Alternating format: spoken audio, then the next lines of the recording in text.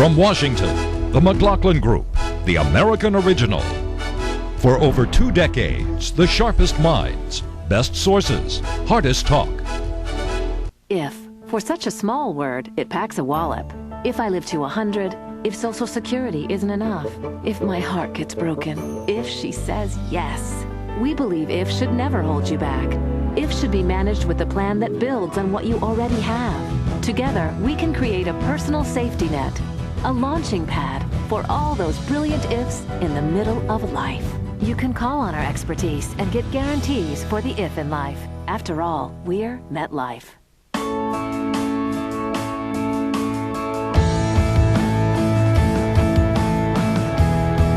When you meet our people, understand their vision, the spirit of self-reliance, and legendary can-do attitude. It won't surprise you that so many world-class companies are proud to call Mississippi home. Visit Mississippi.org to see what we can do for you. Issue 1, education, the panacea? Well, I think ultimately we have to educate our way to a better workforce and a better economy, that this is the only long-term way to really fix the economy. The cure for our economic meltdown is, get this, education. So says newly minted Education Secretary Arne Duncan, formerly Chief Executive Officer for the Chicago Public Schools, and FOO, friend of Obama. Secretary Duncan is not talking about economic education. He's talking about education, public schools. Unfortunately, the meltdown is bringing down American public schools. Massive personnel layoffs and massive program cuts are compensating for deficits in state and local school budgets. The worst case is California. 26,000 teachers face lost jobs within 2 months when the school year ends. The state of California, not just the education sector, is wrestling with a $42 billion budget gap. Similar drastic shortfalls exist throughout the nation. President Obama is usually cool and reserved, but he was anything but that in a speech on the current state of American education. Despite resources that are unmatched anywhere in the world, we've let our grades slip. Our schools crumble. Our teacher quality falls short. And other nations outpace us. The future belongs to the nation that best educates its citizens. And my fellow Americans, we have everything we need to be that nation. Help is on the way. $100 billion of the $787 billion Obama stimulus package is reserved for education. Question. The Obama stimulus spending bill gives money directly to states and cities. Will the distribution system and the amounts of money be enough to keep teachers in their jobs? Pat Buchanan. Well, it'll keep some, certainly, John, but this what you've got up there is all straight propaganda. Since 1964, this country has poured trillions and trillions of dollars into education, the latest being No Child Left Behind, which doubled federal spending. Despite that, test scores have been falling since 1964, scholastic aptitude tests. Some school districts are doing very well. Others, with the largest amounts of money of any school district, like Washington, D.C., $16,000 per pupil per student, have the lowest test scores in the nation. The truth is, what you need in education is reform before you give them another dollar. It is an industry that has failed the country because the products it turns out turn out worse and worse and worse every year. Is it a teacher problem? It is a problem of students, of teachers, of the culture, and you need reform by people who have not been involved in it, I think, in these last decades when we've had a disaster. Helena. Well, people have spent decades now beating up on teachers, and in Washington, D.C. in particular, the teachers are left trying to fix a lot of social problems they don't have control over. But the speech that the president made and his appointment of Arne Duncan as his education chief is about much more than the propaganda that Pat Buchanan just spewed. Duncan is challenging the education establishment. He has done things in Chicago. He has created community schools that are very successful. He's talking about expanding the school year. He is trying to reform the system, and he's a diplomat. He can work with the unions and he can work with the reformers. And this administration is finally putting in the dollars to bring about some of the reforms that people have been talking about for years, and that work spottily around the country, and that need to be expanded throughout the country. Monica, hold on. I want you to respond to this. Okay, the Obama plan. I think you'd all agree that the time for finger pointing is over. The time for holding ourselves accountable is here. What's required is not simply new investments, but new reforms. 1. Early education, $5 billion budgeted pre-K, early Head Start. 2. College for all, $2.5 billion. By 2020, America stands number 1 in college graduates. 3. Longer school year from 180 days to 200 days, deeper into the summer. 4. Teachers' merit pay, salaries pegged to classroom performance. What do you think of what Buchanan said? I agree with Pat, and actually what Obama is presenting here is a federalization of the education system in America. It's pretty radical. I mean, he's talking about federalizing education up to and including college for everybody, starting with universal pre-K. Pat is right. The United States has poured more money into per student than any other country in the history of the world, and the results have been marginal. Now, if the reforms that Eleanor is talking about and that Obama is presenting do go into place, he's going to have to take on the powerful teachers' unions. And we'll have to see about that, especially on the merit pay situation, whether or not he's willing to go down that road and take them on and make sure that teachers are rewarded for performance-based results. Now, the other thing that we haven't talked about here is vouchers and charter schools. And what the Democrats in the Congress did, which Obama was silent on a couple of weeks ago, was to kill the voucher program in Washington, D.C. Mostly minority and low-income children who had the opportunity with vouchers to go into private schools, not unlike the one that Sasha and Malia attend, Sidwell Friends in Washington, and they were thriving in these schools, John, thriving. They had mentors, they had great teachers, and they were blossoming there. The Democrats pulled right out from under them 1,700 kids. Why? That voucher program. Why did Obama do it? He was silent on it. He didn't do it. The Democrats in Congress did it. Was it a budgetary but he measure? was painfully silent on it. Was it budgetary? It was budgetary, but they didn't even grandfather in those almost 2,000 kids Did he reverse who had them? established a whole social network and academic performance He there. cleaned up his act, though. He reversed himself as soon as this came through, right? When he heard the reaction. Is that correct? Well, he started talking about vouchers and charter schools after the Democrats did that, but he didn't. I thought he put the money back in. He didn't say anything about stopping what the Democrats were but doing. before you caricature this as some, kind of liberal conspiracy, the reality also is that there are a lot of things in here the liberal Democrats don't like. A signature part of this is something that media hasn't picked up on. What is that? Is $5 billion in so-called incentive pay, which is discretionary to Arnie Duncan. He can dole it out to whomever he wants, and there are clear criteria having to do with teacher and student performance and narrowing the gap between lower income and higher income kids. $5 billion. You can't That's just B as in boy. You can't just come and say, "Oh, we're going to do this stuff." You have to prove that you did it. Now, the merit pay money in this is pennies, Monica and Pat. It's like $200 million. No doubt the unions are unhappy with that. But Obama and Rahm Emanuel personally made sure that that $5 billion got in there. It was originally $15 billion in incentive pay. And a final thing, if you look at this philosophically, it's not a lot different than what the Bush folks had. Right. I mean, Arnie Duncan in some ways is sort of Margaret Spellings in drag when you look at what they're trying to do when it comes to teacher accountability. However, there is a big difference, which you guys will probably be unhappy about, in that they are seeing this not as a K-12 thing. Who's they? The Obama folks and Duncan don't see this as all about K-12, but they see this as starting with early childhood education, believing that by the time you get to kindergarten, that's not when your brain turns on. You better pump in money there. Let's start some Duncan's honest history in talk. Chicago. You're from Chicago. Yes. Is he as good as they say he is? He's not as great as some of the press. He's a very bright guy. Why does he send his own kids to school? Like Obama, he's sending them to private school here. Sure. But the fact is, because he has standing and visibility. Because you look at how awful the Washington public school systems are, and if you're a parent, you're not going to send your kids away. John, let's get some facts on the table Arnie here. in Chicago sent his.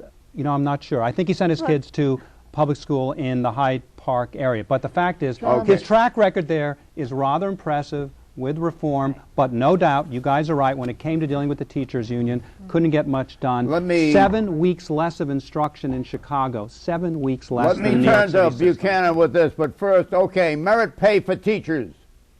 Too many supporters of my party have resisted the idea of rewarding excellence in teaching with extra pay, even though we know it can make a difference in the classroom.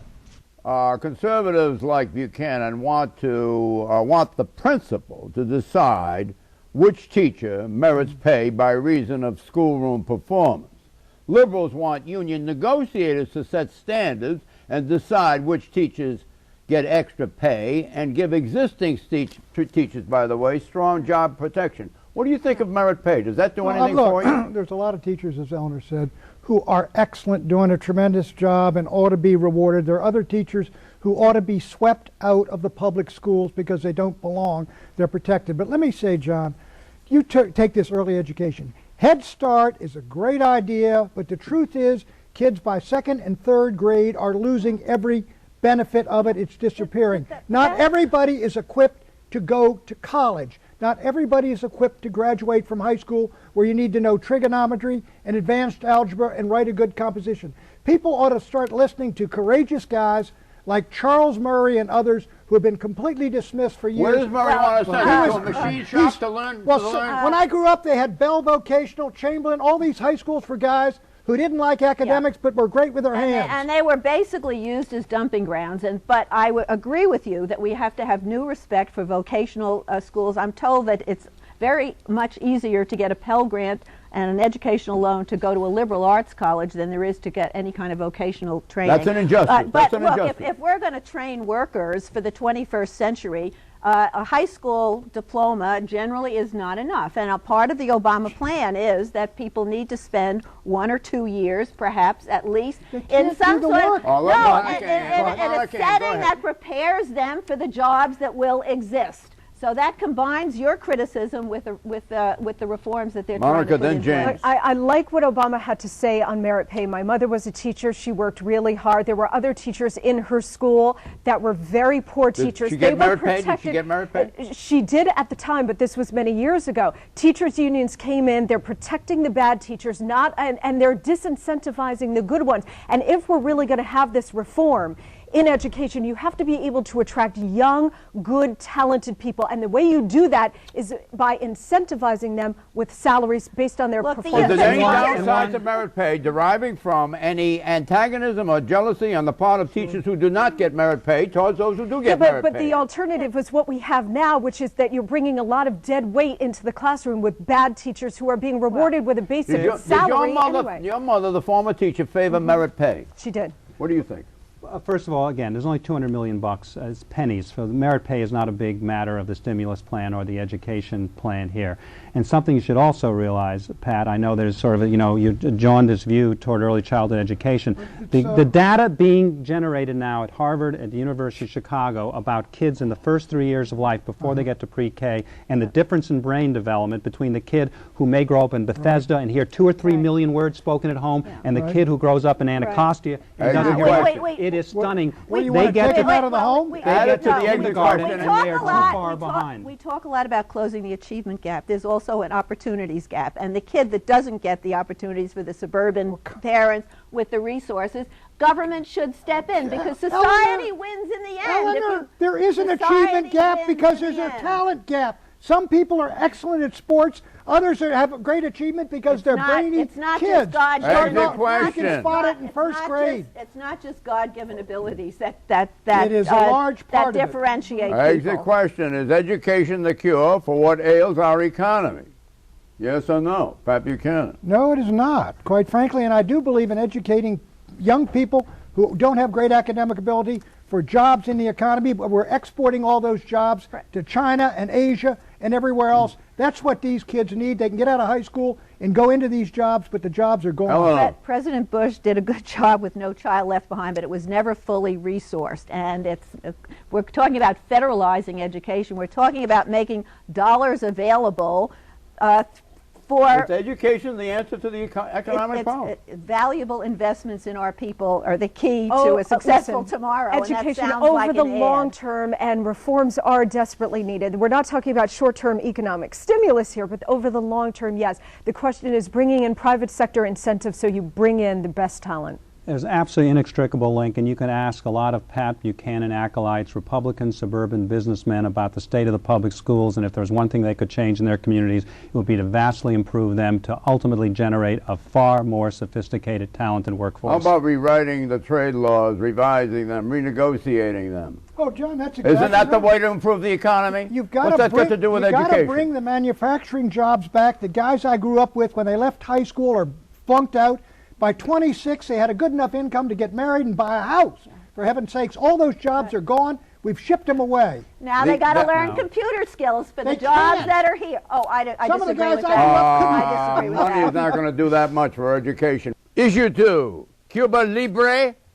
We need to allow Cuban American families to send remittances to their relatives on the island and visit on an unlimited basis. We need a strategy, not just that's passive and perpetuates the status quo, which is the Bush-McCain approach, but that actually tries to catalyze change on the island. The U.S. embargo on Cuba has been in place for nearly 50 years. The stated merits of the original embargo may no longer exist, many believe. Notably, Republican Senator Richard Lugar.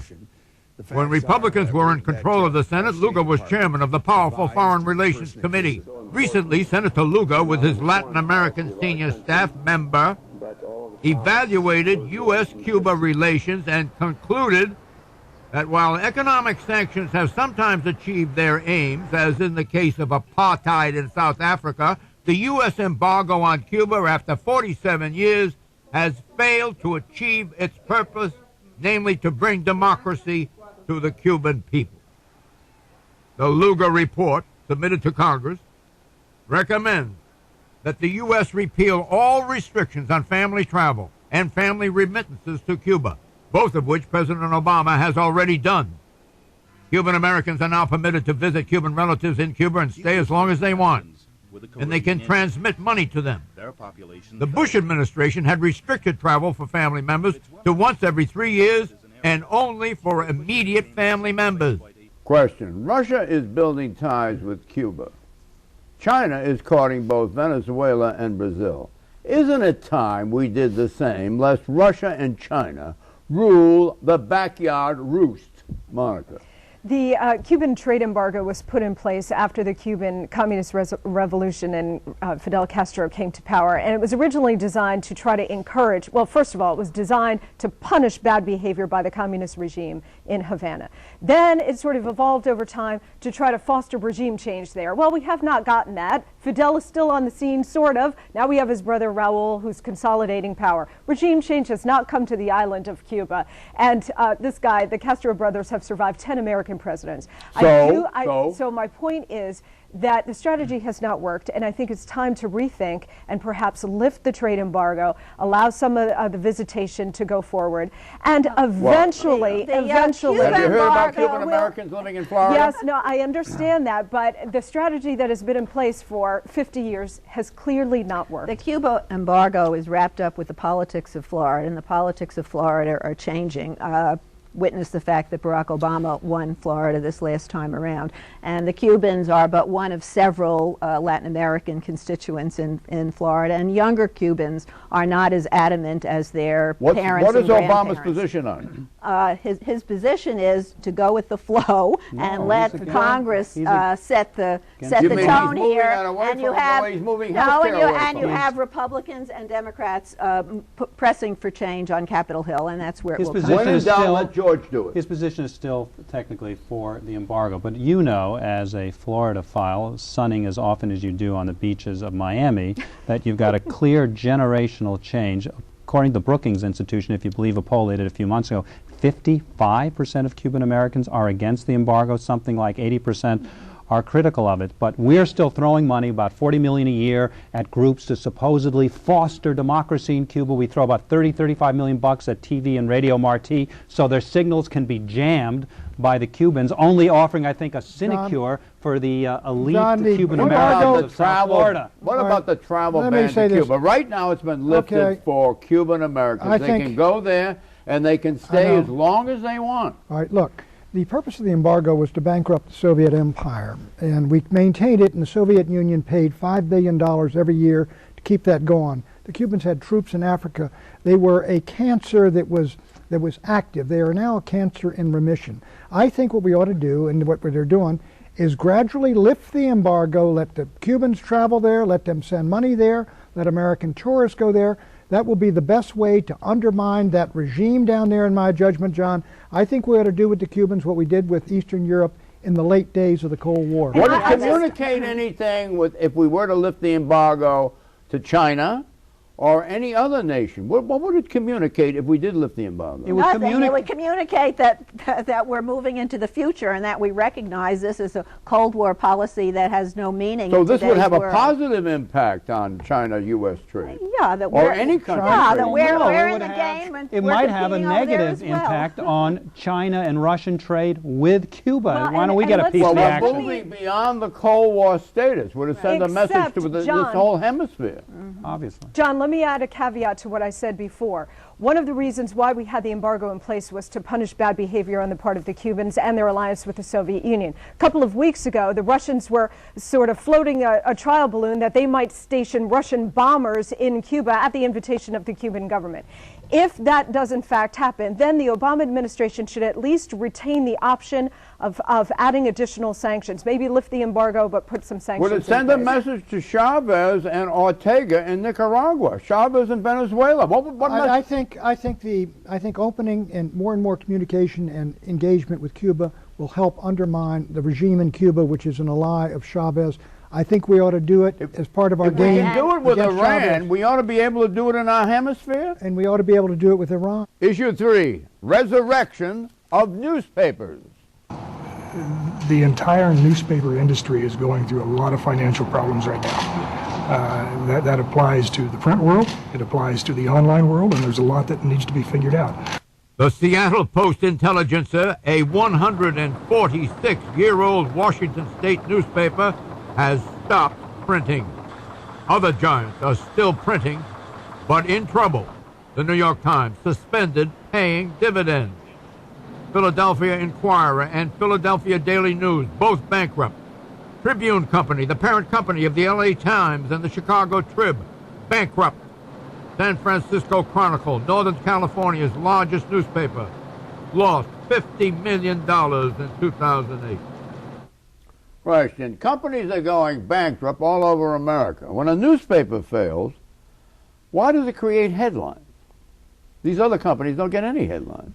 Because there are still a few newspapers left to write the headlines, is the short answer. I would disagree with that in part. I think on one level there's initial coverage because we're very good at navel-gazing and writing about ourselves, but what I think is really interesting here amid this sort of bubonic plague of declining revenues in which you're now seeing some of the weaker guys dying off is the lack of public outrage. A lot more people, all aghast about $165 million in AIG bonuses than the fact that these institutions, which are arguably central to a democracy, central in telling you what's going on in your community, and in ways most TV and radio people will admit, if you put a gun to their head, central to their existence every day. Without the local newspaper, John, the TV and radio stations don't know what to do. Well, you're onto something almost, but I still don't see why they're getting so many headlines unless there's a commercial angle. And if so, who gains from the disappearance of a newspaper? It's not commercial. The television station, right? Yeah, well, no, so the television stations pump it out, the radio stations pump it out. Here's why they get the attention.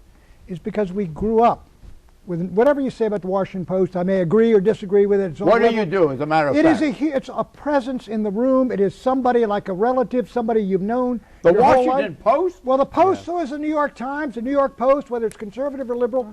And when it dies, it's like a figure you know well. It's like a president dying, quite frankly. I thought you read the Financial Times. I do read the Financial Times. Did you see the wonderful treatment it got in Advertising Age this week? I didn't read They've advertising raised page. I read the Financial Times. Yeah, but they've raised their prices on the Financial Times. Their subscriptions have gone up. No, it's $250 a year because I just resubscribed for 2 years, John. It's a great paper, but it's small, narrow, focused, international. What do you mean narrow? Because it doesn't hit a general audience. That's not, well, the subject matter is general. Let's go down. A couple 100,000 circulation in the United States. They cover all the politics. The editorial is very wide-reaching. And the op-ed page. It's a global newspaper. But the ritual of going to the end of your walkway and picking up your newspaper, it conjures up in America of the 1950s, but it's also a ritual that generations have lived with. So there's a lamenting of this, the passage of this. Somebody's putting the newspapers Yeah, but down. look, there's an enormous demand for content. People just don't necessarily want it because trees are slaughtered and it arrives in a little plastic bag. We have the internet now. When a newspaper goes under, the internet beats the drum. Why? Because the internet feeds off the absence of a newspaper. But a lot of these newspapers now are starting to think about moving to an all-web presence, like the Seattle Post-Intelligencer. Look, we've gone through a couple of different revolutions in this country, agricultural, industrial. Now it's tech. And one of the big casualties of the tech revolution is the physical newspaper. That doesn't mean that investigative reporting is going to fall by the wayside and never exist again. It just means that the form will be different. They survived television, they survived radio, and they survived newsreels. Why does anyone think that newspapers are going to disappear? I don't think they're going to disappear. It's an inflated fear. I don't think they're going to disappear. But one key actual empirical fallacy to your conspiratorial argument about feeding off their demise is the fact that when newspapers are dying or losing revenue, an equal amount of revenue is not proceeding to go into the coffers of the internet. You're going to have a number of it's not exactly sure as of if they're that? making. Yes, very sure of it. Out of time. Happy Easter. Bye-bye. If, for such a small word, it packs a wallop. If I live to 100, if Social Security isn't enough, if my heart gets broken, if she says yes. We believe if should never hold you back. If should be managed with a plan that builds on what you already have. Together, we can create a personal safety net, a launching pad for all those brilliant ifs in the middle of life. You can call on our expertise and get guarantees for the if in life. After all, we're MetLife.